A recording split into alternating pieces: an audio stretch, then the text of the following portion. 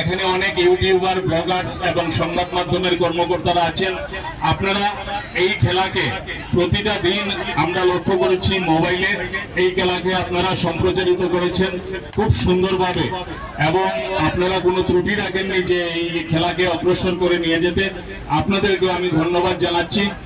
চান্নিঘাট ফুটবলে জয়ী Mainul Haque Chowdhury memorial club. Channighat champion trophy football প্রতিযোগিতায় জয়ী Mainul Haque Chowdhury memorial club Channighat friends NGO আয়োজিত ফাইনাল ম্যাচে 1-0 গোলে হারায় চান্নিঘাট এফসিকে। চ্যাম্পিয়ন দলকে 25,000 টাকা সহ ট্রফি ও রানার্স আপ দলকে 15,000 সহ ট্রফি তুলে দেন অতিথিরা। পুরস্কার বিতরণী অনুষ্ঠানে বক্তব্য রাখতে গিয়ে শিক্ষক জিয়াউদ্দিন লস্কর বলেন, গ্রামীণ ফুটবলে দারুণ উৎসাহ দেখা যায়।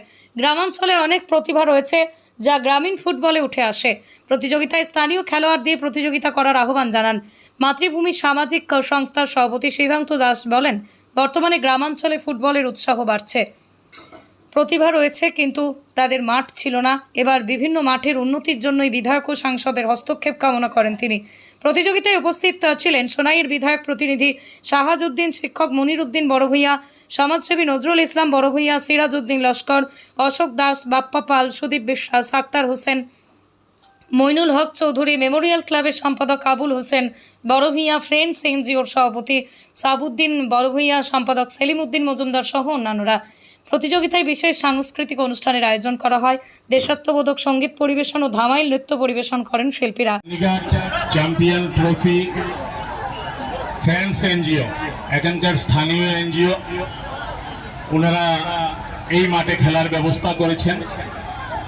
আমি সর্বপ্রথমে এই ফ্রেন্ডস এনজিওর যিনি সভাপতি, সম্পাদক সহ এই এনজিওর যারা কর্মকর্তারা আছেন প্রত্যেক সদস্যদেরকে আমি আন্তরিকভাবে ধন্যবাদ জ্ঞাপন করছি যে আপনারা খুব একটা ভালো উদ্যোগ এই অঞ্চলের জন্য নিয়েছেন।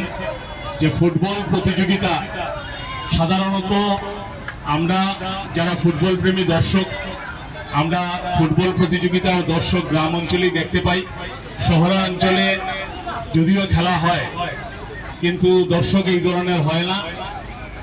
এখানকার প্রতিটি মাঠে কিছুদিন আগে আমরা রাজনগর বলুন, লাইলাপুর বলুন, কাবুগঞ্জ বলুন বা আজকে এখানে প্রচুর সংখ্যক দর্শক হয়েছে। অক্লান্ত পরিশ্রম করেছে ফ্রেন্ডস এনজিওর যারা কর্মকর্তারা আছে শুরু থেকে আজকে অবধি, এবং তাদের পরিশ্রমের ফলস্বরূপ আজকে হাজার হাজার দর্শক এই মাঠে উপস্থিত হয়ে একটা ভালো খেলা উপভোগ করেছেন। খেলাতে হার জিত থাকে, একটা দল জয়ী হয়েছে, একটা পরাজিত হয়েছে। লাইলাপুর মইনুল হক চৌধুরী মেমোরিয়াল ক্লাব আজকে এখানে চ্যাম্পিয়ন হয়েছে, চান্ডিঘাট এফসি রানার্স আপ হয়েছে। সেটা বড় কথা নয়, যে এখানে হার জিত তো থাকবে সেটা জেনেই আমরা দর্শক হিসেবে এখানে খেলা দেখতে এসেছি।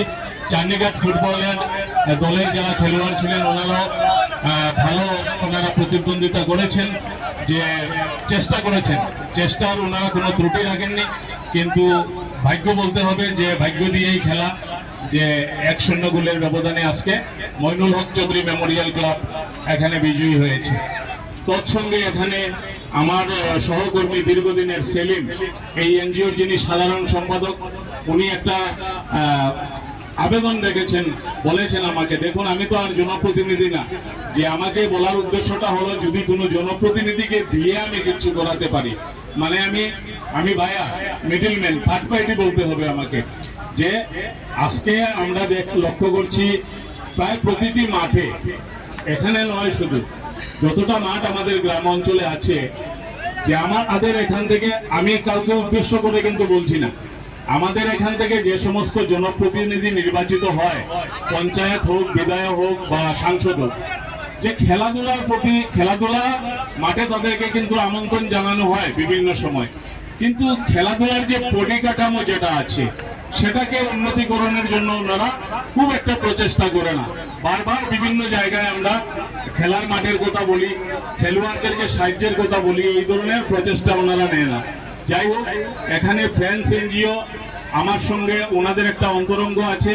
আমি এই প্রচেষ্টাটা অন্তত পক্ষে করব, যদি কোনো সুযোগ আমি পাই তো এই মাঠে আমি কাউকে দিয়ে কিছু একটা ডেভেলপমেন্ট করানোর আমি প্রচেষ্টা করব।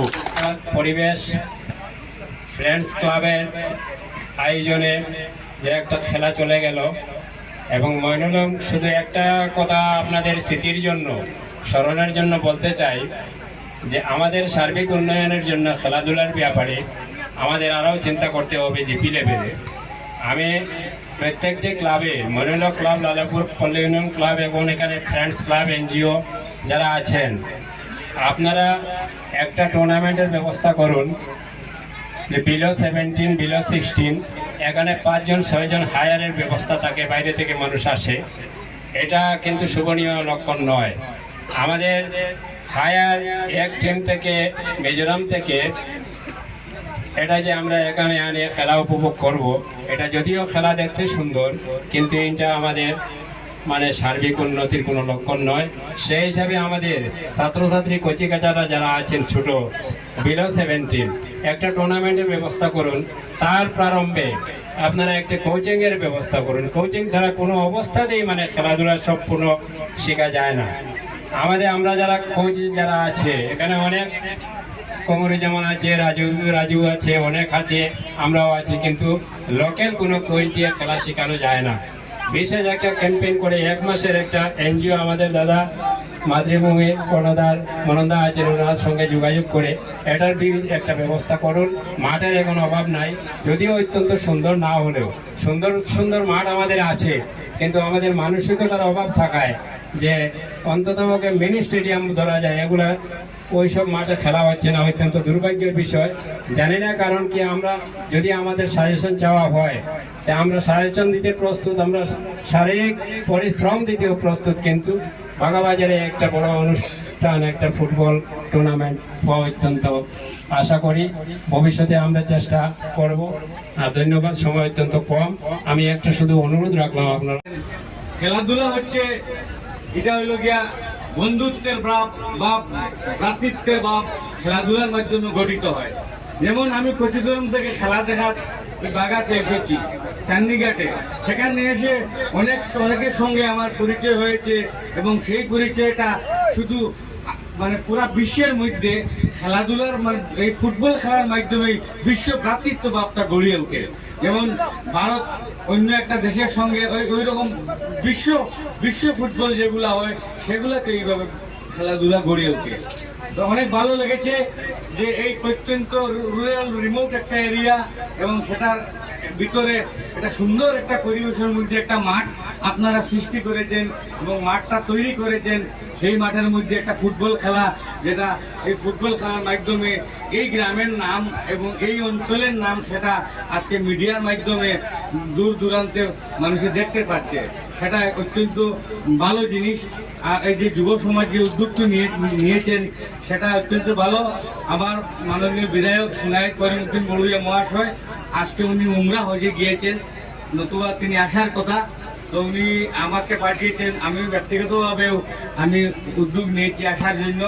ভবিষ্যতে আরও আপনাদের কোনো খেলা হলে উনি আসবেন, এবং ব্যক্তিগতভাবে উনি উমরা হজ থেকে আসার পর আমি ফ্রেন্ডস এনজিওদের সদস্যদেরকে নিয়ে ওনার সাথে আমি ব্যক্তিগতভাবে বসে আপনাদের শুধু এই ফুটবল মাঠের সমস্যা নয়, আরও যদি গভীর কোনো সমস্যা থাকে, আমাদের এই মিজোরাম এবং আমাদের 2টা স্টেটের একটা সীমানা নিয়ে কিছুদিন পূর্বে আমরা লালাপুরের নাম মিডিয়াতে বারবার শুনেছি, এই বাগান নাম শুনেছি।